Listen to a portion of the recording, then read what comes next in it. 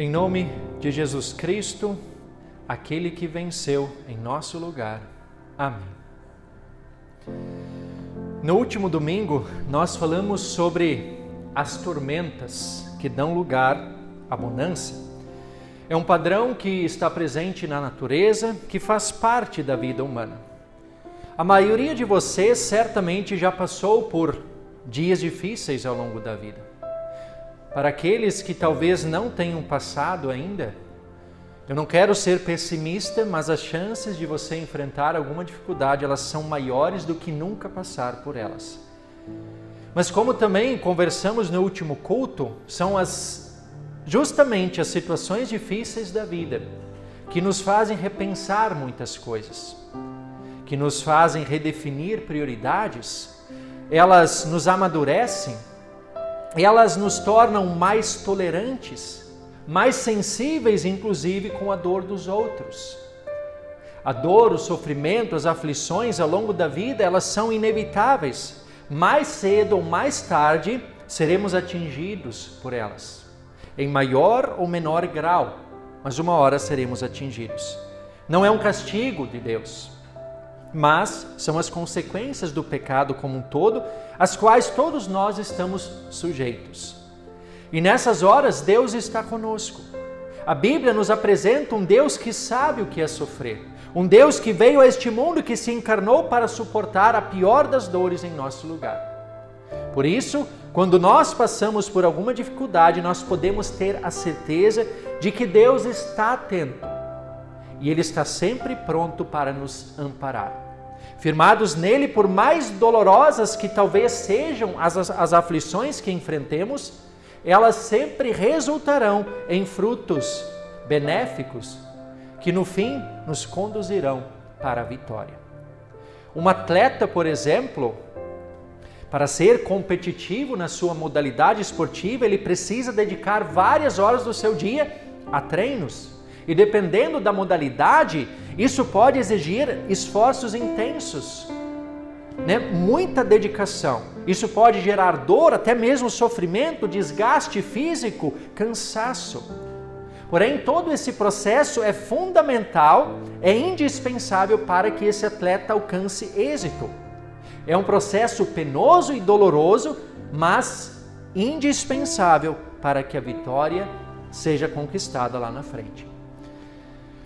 Como vocês têm enfrentado o sofrimento e as aflições da vida?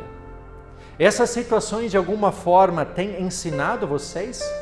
Elas têm amadurecido vocês?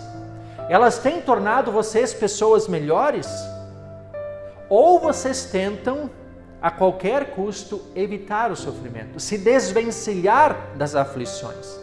Como vocês têm lidado com essa questão?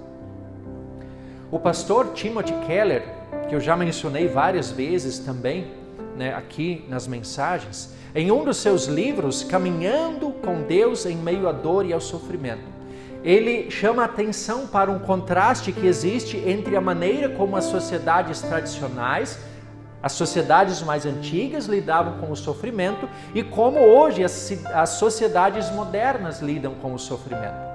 E ele explica que as sociedades tradicionais enfrentavam o sofrimento de uma maneira muito mais positiva.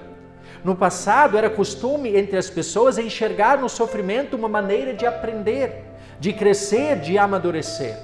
As pessoas entendiam que por mais difícil que fosse o sofrimento, no fim tudo ficaria bem e algum aprendizado aquela situação deixaria.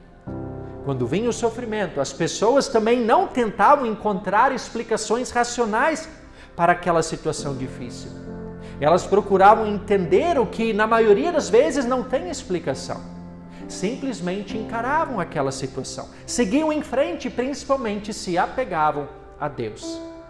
Mas tudo começou a mudar a partir lá do século XVIII, no período do Iluminismo, onde muitos racionalistas passaram a questionar uma série de coisas, entre elas a fé e a própria existência de Deus.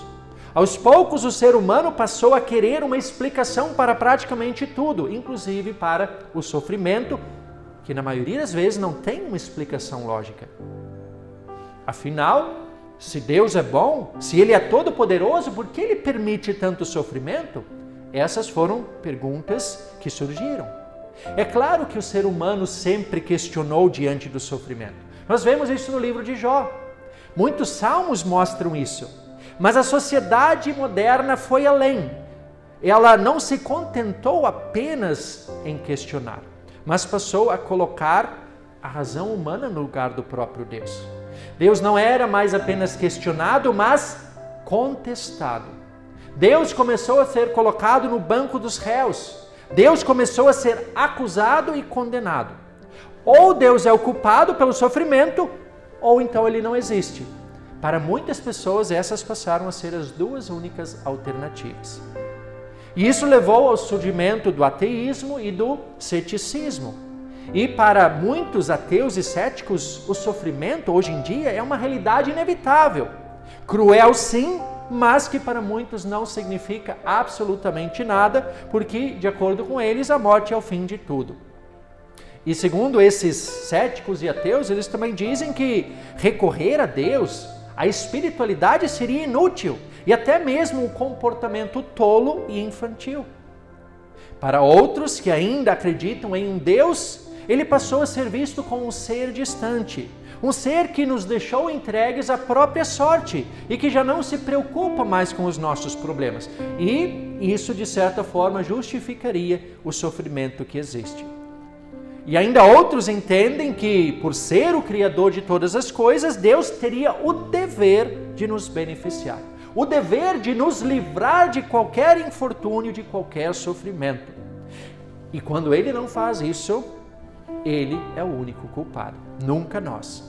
Esse é o contexto no qual nós vivemos. Nós vivemos numa sociedade inquieta, individualista, sedenta por respostas, por explicações para tudo, especialmente para coisas que na maioria das vezes não têm explicação, como o sofrimento. E quando não há respostas, na maioria das vezes é Deus quem leva a culpa. O que a maioria das pessoas quer mesmo é se ver livre do sofrimento.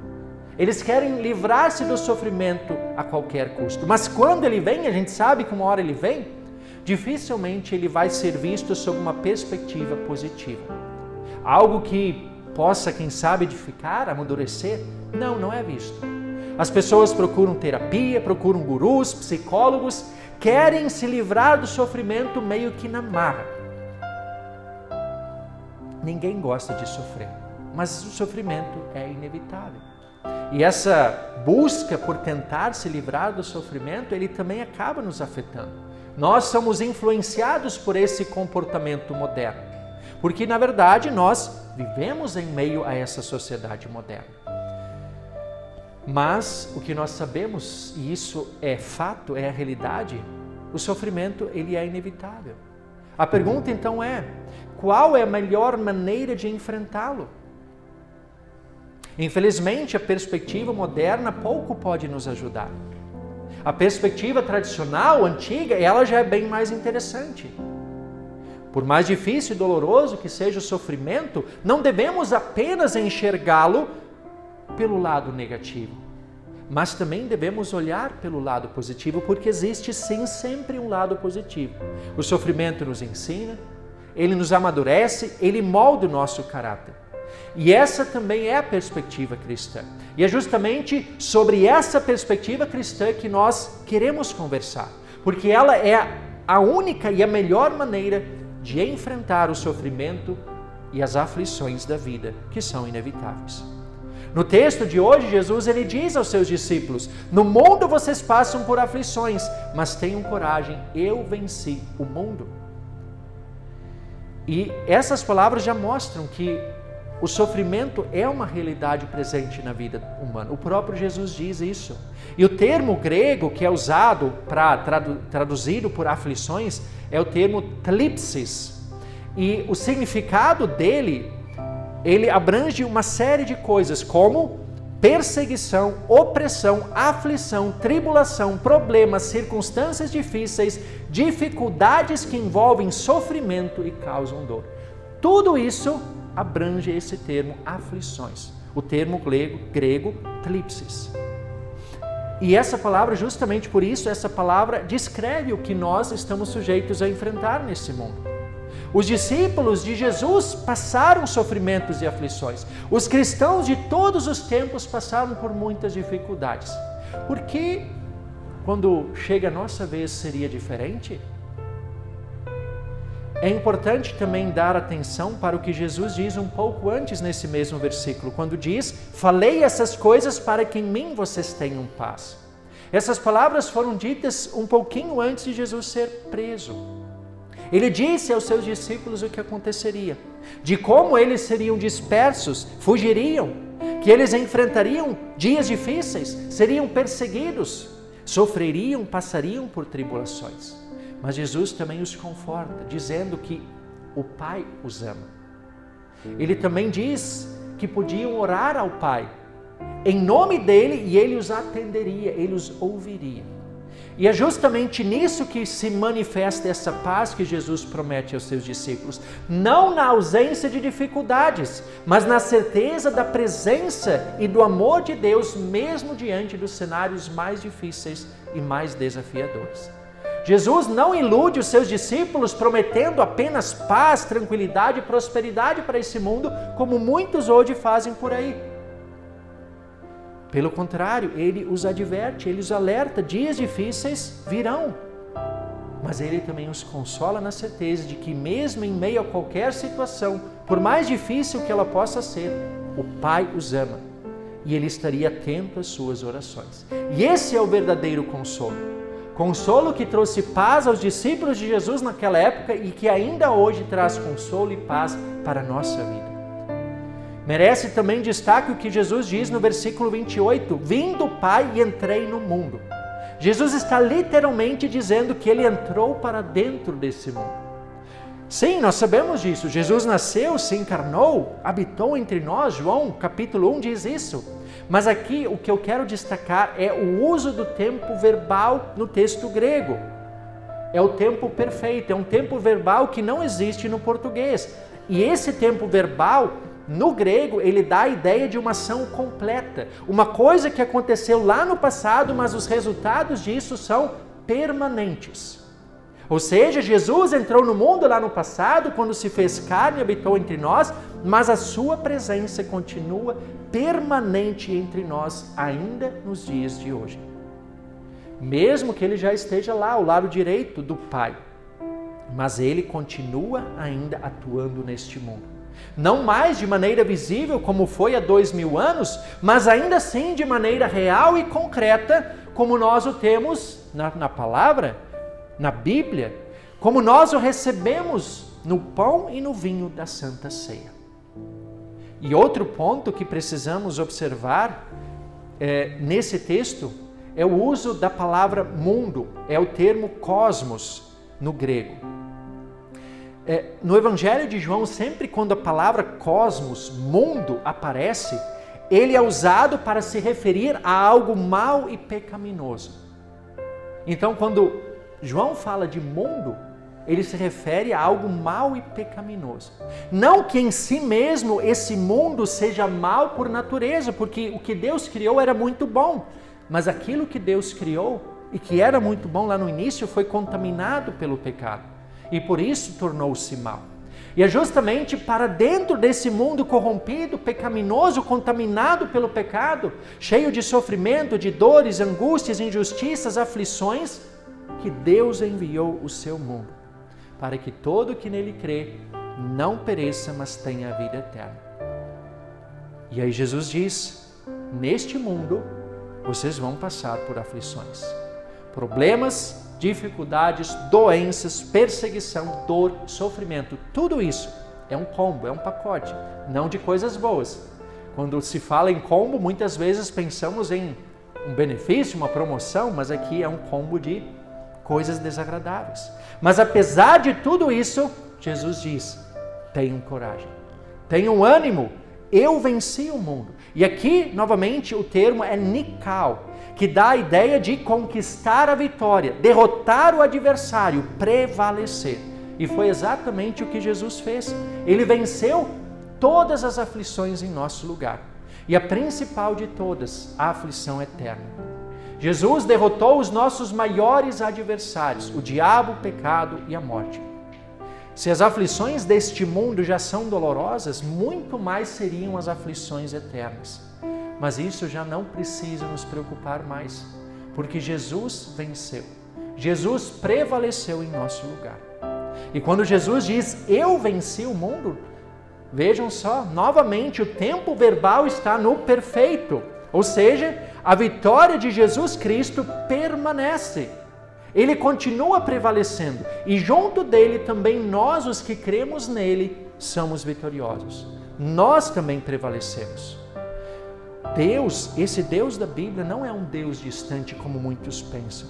Não é um Deus que é o autor ou que deseja o mal. Ele também não é o culpado pelo sofrimento e pelas aflições que existem nesse mundo.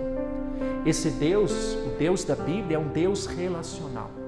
Um Deus que não nos pede para ir até Ele, mas um Deus que desce até nós, que se encarna, se torna um de nós e sofre conosco e por nós. Queridos irmãos e irmãs, esta deve ser a perspectiva com a qual nós enfrentamos o sofrimento e as aflições dessa vida, que são inevitáveis. Quando os discípulos enfrentaram aqueles dias difíceis que Jesus alertou que eles passariam, os dias da crucificação e da morte de Jesus, para eles pareceu tudo perdido. Jesus estava morto, e da forma mais cruel e injusta possível, a morte de cruz. A única coisa que eles viam era derrota, sofrimento, escuridão. As pessoas zombando, desça da cruz se você é o Filho de Deus. Salvou os outros, salve a si mesmo. Não havia perspectiva para os discípulos, nada mais fazia sentido. Naquelas circunstâncias, eles nem sequer poderiam imaginar que ali estava o maior ato de amor da história. Mesmo diante dos olhos deles e de todos, ninguém se deu conta naquele momento do milagre que estava acontecendo. Ali naquela cruz, onde o Filho de Deus entregou a sua vida em favor, não apenas de um ou outro, mas em favor de toda a humanidade, em meu favor e em favor de cada um de vocês. O que acontece com o nosso sofrimento, quando ele nos acomete, é de certa forma semelhante ao que os discípulos enfrentaram. Quando nós somos atingidos pelas aflições, tudo pode parecer perdido. Enxergamos apenas dor, angústia, escuridão, derrota. A dor parece que nos domina e nada mais faz sentido. Muitas vezes, pessoas com as quais achávamos que podíamos contar, nos abandonam, nos desapontam. Por isso, nos sentimos abandonados, totalmente impotentes e incapazes. Só nos resta, em muitos casos, confiar em Deus, nos apegar a Deus. Clamar a Deus muitas vezes é a única alternativa que resta. E vocês podem ter a certeza de que uma oração feita nestas circunstâncias é a oração mais séria, sincera e verdadeira que alguém pode fazer. É justamente nesses momentos, quando nada parece fazer sentido, quando a situação parece perdida, em meio à dor mais terrível, ao sofrimento mais cruel, é ali que Deus age em nossa vida da maneira mais extraordinária. É nessas horas que experimentamos uma proximidade, uma intimidade com Deus, como poucas vezes teremos oportunidade.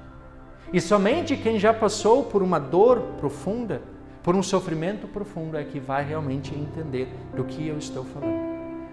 No livro Timothy Keller, ao final de cada um dos capítulos do seu livro, ele traz diversos relatos reais de pessoas que tiveram essa proximidade com Deus em meio ao sofrimento. E depois que tudo passou, elas saíram mais fortalecidas na fé e moldadas no caráter cristão. Isso pode parecer meio contraditório, mas é no sofrimento que nós somos moldados. Nós somos transformados em pessoas melhores e cristãos melhores. Também no livro, o Timothy Keller, ele apresenta 4 argumentos, 4 pontos pelos quais ele argumenta que a perspectiva cristã é a melhor maneira de nós enfrentarmos o sofrimento. O primeiro ponto que ele destaca é justamente o fato de Deus ser pessoal, um Deus sábio e infinito que tem tudo sob controle. Sim, mesmo quando a gente talvez ache, poxa, eu acho que Deus perdeu o controle. Ele ainda assim tem tudo sob controle. Segundo ponto, Deus, esse Deus é relacional. Em Cristo Ele veio a esse mundo e sofreu conosco e por nós de modo sacrificial. Ele não deixa que a gente sofre sem Ele não participar disso. Ele vem e sofre conosco. Esse é o segundo ponto. Terceiro ponto, por causa da obra de Cristo, nós temos a certeza do perdão dos pecados e da salvação. E essa é a coisa mais preciosa, porque as dores, os sofrimentos desse mundo, talvez a gente consiga se desvencilhar sozinho. Agora, a dor mais terrível seria a condenação, e essa Ele suportou em nosso lugar. E o quarto ponto que ele menciona é justamente a ressurreição.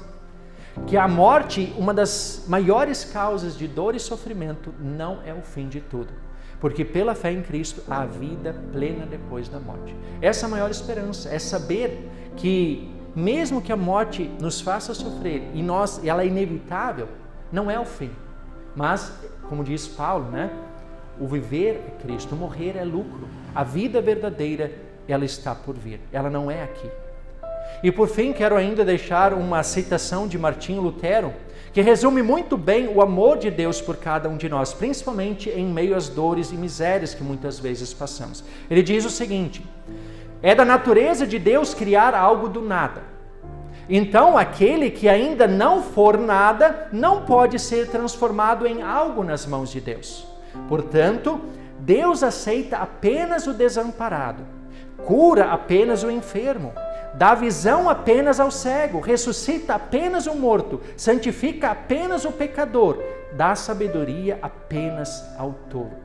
Resumindo, Deus tem misericórdia apenas dos miseráveis.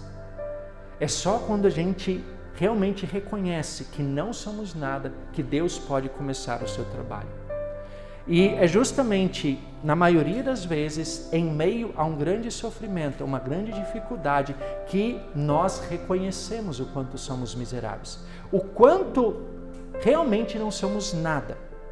E é justamente nessas horas que Deus começa o seu trabalho. Ele nos recria e nos transforma em algo melhor. Que o Espírito Santo nos abençoe e que Ele nos console em meio às nossas aflições.